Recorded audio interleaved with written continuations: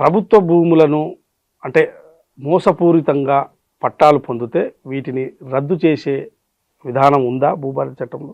ఇది కొత్తగా దీంట్లో తీసుకురావడం జరిగింది. మనం ఈ మధ్యలో ఏం తింటున్నామంటే ప్రభుత్వ భూములకు పట్టాలు చేసుకున్నారని భూదాన భూములు, వక్ఫ్ భూములు, ఎండోన్మెంట్ భూములు, అటవీ భూములను కూడా క్లాసిఫికేషన్స్ మార్చుకొని తప్పుడు రికార్డు సృష్టించుకొని పాస్ పుస్తకాలు పొందిన సందర్భం మనకు చాలా మన దృష్టికి వస్తున్నాయి.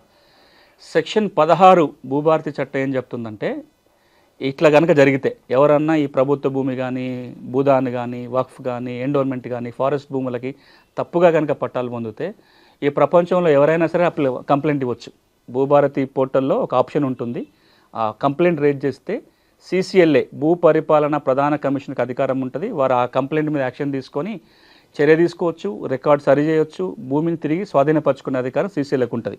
అప్లికేషన్ వచ్చినా చేయొచ్చు, లేదా CCLA తనంతట తానుగా సోమోటో అంటాం, తనంతట తాను కూడా కేసు నమోదు చేసుకొని చర్య తీసుకోవడానికి సెక్షన్ 16 అవకాశం కల్పిస్తుంది.